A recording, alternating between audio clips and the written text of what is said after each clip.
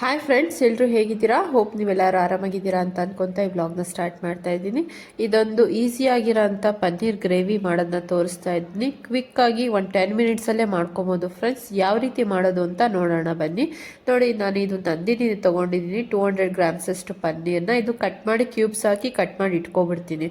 So that ಏನಾಗುತ್ತೆ ಅಂತ ಅಂದರೆ ಮಾಡಬೇಕಾದ್ರೆ ಈಸಿಯಾಗಿ ನಮಗೆ ಆಗುತ್ತೆ ಅಂತ.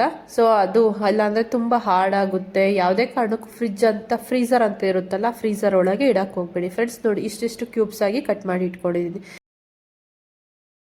ಇದು ಮೇನ್ ಇಂಗ್ರೀಡಿಯೆಂಟು ಗ್ರೇವಿ ಮಾಡ್ಕೊಳೋದಕ್ಕೆ ನೋಡೋಣ. ನೋಡಿ, 2-3 ಪೀಸಸ್ ಚಕ್ಕೆ, ಒಂದೇ ಒಂದು ಲವಂಗ, ಮತ್ತು ಅರ್ಧ ಸ್ಟಾರ್ ಆನ್ಸು, ಮತ್ತು ಏಲಕ್ಕಿ, ಮತ್ತು 1.5 ಗಡ್ಡೆಯಷ್ಟು ಬೆಳ್ಳುಳ್ಳಿ, ಮತ್ತು 2 ಇಂಚಷ್ಟು ಶುಂಠಿ ಇಟ್ಕೊಂಡಿದ್ದೀನಿ, ಮತ್ತು ಒಂದೇ ಒಂದು ಪಲಾವ್ ಎಲೆ ಇಟ್ಕೊಂಡಿದ್ದೀನಿ, ಮತ್ತು 3 ಮೀಡಿಯಮ್ ಸೈಜ್ದು ಈರುಳ್ಳಿ, ಮತ್ತು ಒಂದು 5 ಟೊಮ್ಯಾಟೊ ತೊಗೊಂಡಿದ್ದೀನಿ. ಟೊಮ್ಯಾಟೊ ಚಿಕ್ಕ ಇರೋದ್ರಿಂದ ಸ್ವಲ್ಪ ತೊಗೊಂಡಿದ್ದೀನಿ, ಇಲ್ಲಾಂದರೆ 3 ಈಕ್ವಲಾಗಿ ಹಾಕೊಬೋದು. ಮತ್ತು ಸ್ವಲ್ಪ ಕ್ಯಾಶ್ಯೂಸು, ಮತ್ತು ಸ್ವಲ್ಪ ಸೋಂಪು ತೊಗೊಂಡಿದ್ದೀನಿ, ಮತ್ತು 4 ಹಸಿಮೆಣಸಿನ್ಕಾಯಿ ತೊಗೊಂಡಿದ್ದೀನಿ. ಹಸಿಮೆಣಸಿನ್ಕಾಯಿ ನಾವು ಯಾವಾಗ ಹಾಕೋದು ಅಂತ ನಾನು ನಿಮಗೆ ತೋರಿಸ್ತಾ ಹೋಗ್ತೀನಿ ಫ್ರೆಂಡ್ಸ್. ಇದೆಲ್ಲ ಮೊದಲು ಹುರ್ಕೊಂಡು ಅದಾದಮೇಲೆ ನಾವು ಗ್ರೇವಿನ ಮಾಡ್ಕೊಳ್ಳೋಣ. ನೋಡಿ, ನಾನು ಈಸಿಯಾಗಿ ಬಾಣಲಿಲ್ಲೇ ಯಾವ ರೀತಿ ಮಾಡ್ಕೊಳ್ಳೋದು ಅಂತ ತೋರಿಸ್ತಾ ಹೋಗಿದ್ದೀನಿ.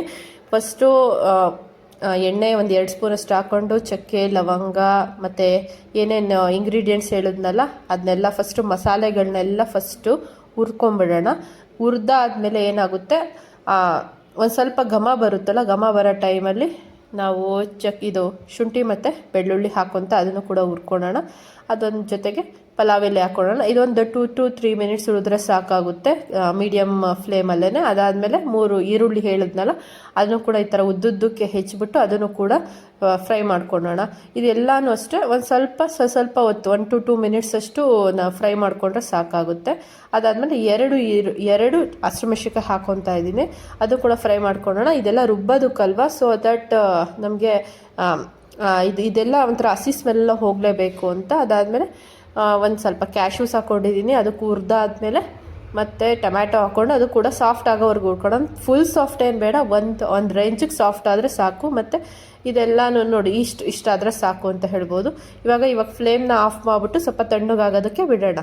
ಮತ್ತು ಅದೇ ಬಾಣಲೆ ತೊಗೊಂಡಿದ್ದೀನಿ, 1-1.5 ಸ್ಪೂನಷ್ಟು ಎಣ್ಣೆ ಹಾಕ್ಕೊಂಡಿದ್ದೀನಿ. ನೀವು ಬೆಣ್ಣೆ ಕೂಡ ಏನಾದರೂ ಯೂಸ್ ಮಾಡ್ಬೋದು. ಸ್ವಲ್ಪ ಕ್ಯೂಬ್ಸಾಗಿ ಕಟ್ ಮಾಡ್ಕೊಂಡಿರೋ ಅಂಥ ಪನ್ನೀರ್ ಹಾಕ್ಕೊಂಡಿದ್ದೀನಿ.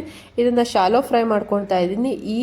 ಇದನ್ನು ಅಂದರೆ ಈ ಪ್ರೊಸೀಜರ್ನ ನೀವು ಸ್ಕಿಪ್ ಕೂಡ ಮಾಡ್ಬೋದು. ಇಷ್ಟ ಇದ್ದರೆ ಹೀಗೆ ಮಾಡ್ಕೋಬೋದು ಕೆಲವೊಂದು ಸತಿ, ಇಲ್ಲಾಂದರೆ ಶಾಲೋ ಫ್ರೈ ಮಾಡ್ಕೊಂಡ್ರೆ ಡೀಪ್ ಫ್ರೈ ಆದರೂ ಮಾಡ್ಕೋಬೋದು. ಆದರೆ ನಿಮ್ಮ ಇಷ್ಟ ಬರುತ್ತೆ ಅದು.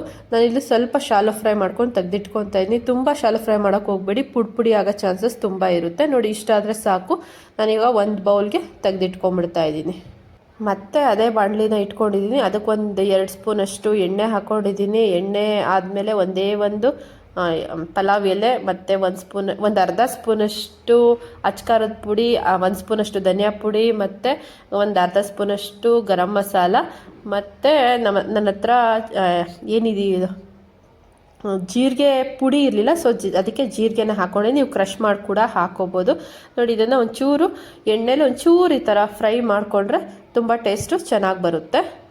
ಇವಾಗ ನಾನು ರುಬ್ಬಿಟ್ಕೊಂಡಿರೋಂಥ ಗ್ರೇವಿ ಹೇಳಿದ್ನಲ್ಲ, ನಾವು ಫಸ್ಟೇ ರುಬ್ಬಿಟ್ಕೊಂಡಿದ್ವಲ್ಲ ಅದನ್ನು ಹಾಕ್ಕೊತಾ ಇದ್ದೀನಿ. ಸ್ವಲ್ಪ ಗಟ್ಟಿಯಾಗಿರೋದ್ರಿಂದ ನಾನು ಇನ್ನೊಂದು ಕೈ ಯೂಸ್ ಮಾಡ್ತಾ ಇದ್ದೀನಿ ಅಷ್ಟೇ. ಸೊ ಇದನ್ನು ಸ್ವಲ್ಪ ಈ ಥರ ಎಲ್ಲದಕ್ಕೂ ಅಂದರೆ ಖಾರಕ್ಕೆಲ್ಲ ಮಿಕ್ಸ್ ಮಾಡಬೇಕು. ಈಗ ಜಾರಲ್ಲಿ ಸ್ವಲ್ಪ ನೀರು ಹಾಕ್ಕೊತಾ ಇದ್ದೀನಿ, ಸ್ವಲ್ಪ ಗ್ರೇವಿ ಕನ್ಸಿಸ್ಟೆನ್ಸಿನ ಅಡ್ಜಸ್ಟ್ ಮಾಡ್ಕೊಳೋದಕ್ಕೆ. ನೋಡಿ, ಇವಾಗ ಸಣ್ಣ ಉರಿಯಲ್ಲೇ ಕುದಿಸ್ತಾ ಹೋಗಬೇಕು. ಈ ಟೈಮಲ್ಲೇ ಉಪ್ಪು ಹಾಕ್ಕೋಬೇಕು. ನಾನು 1 ಸ್ಪೂನಷ್ಟು ಯೂಸ್ ಮಾಡ್ತಾ ಇದ್ದೀನಿ, ಕಲ್ಲುಪ್ಪನ್ನ ಯೂಸ್ ಮಾಡ್ತಾ ಇದ್ದೀನಿ. ಅದಾದಮೇಲೆ ಇದು ಮೊಸರು ಹಾಕ್ಕೊತಾ ಇದ್ದೀನಿ. ನೀವು ಹಾಲಿನ ಕೆನೆ, ಫ್ರೆಶ್ ಕ್ರೀಮು ಯಾವ್ದು ಬೇಕಾದ್ರೂ ಯೂಸ್ ಮಾಡ್ಬೋದು. ಬರೀ 2 ಸ್ಪೂನ್ ಹಾಕ್ಕೊಂಡ್ರೆ ಸಾಕಾಗುತ್ತೆ. ಇವಾಗ ಇದು ಸಣ್ಣ ಉರಿಯಲ್ಲೇ ಹಾಕ್ಕೊಳ್ಬೇಕು, ಇಲ್ಲಾಂದರೆ ಇದಾಗುತ್ತೆ, ಒಡೆದಂಗೆ ಆಗ್ಬಿಡುತ್ತೆ ಮೊಸರೆಲ್ಲ ಹಾಕ್ಕೊಂಡ್ರೆ. ಸಣ್ಣ ಉರಿಯಲ್ಲೇ ಇಟ್ಕೊಂಡು ಈ ಥರ 1 ನಿಮಿಷ ಕುದಿಸಿದ್ರೆ ಸಾಕು. ಇವಾಗ ಫೈನಲಿ ಪನ್ನೀರ್ ಹಾಕ್ಕೊತಾ ಇದ್ದೀನಿ. ಪನ್ನೀರು ಕೂಡ ಮಿಕ್ಸ್ ಮಾಡಿಬಿಟ್ಟು ಅದು ಕೂಡ ಒಂದು ಅರ್ಧ ನಿಮಿಷದ ಕುದಿಸಿದ್ರೆ ಸಾಕು. ಫೈನಲ್ ಗಾರ್ನಿಷಿಂಗೋಸ್ಕರ 2 ಹಸಿಮೆಣಸಿನ್ಕಾಯಿನ ಸೀಲ್ ಹಾಕ್ಕೊತಾ ಇದ್ದೀನಿ. ಹಾಗೆ ಸ್ವಲ್ಪ ಕೊತ್ತಂಬರಿ ಹಾಕ್ಕೊಂಡು ಸರ್ವ್ ಮಾಡ್ಕೊಳೋಕ್ಕೆ ರೆಡಿ ಆಗುತ್ತೆ ಫ್ರೆಂಡ್ಸ್.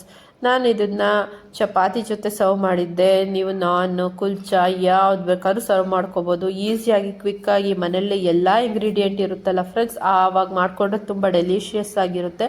ನಮ್ಮನೇಲಂದ್ರೂ ಎಕ್ಸ್ಟ್ರೀಮಾಗಿ ಖುಷಿ ಪಟ್ಬಿಟ್ಟು ತಿಂದರು ಫ್ರೆಂಡ್ಸ್. ನೀವು ಒಂದ್ಸತಿ ಟ್ರೈ ಮಾಡಿ, ನೀವು ತುಂಬ ಲೈಕ್ ಮಾಡ್ತೀರಾ. Thank you very much.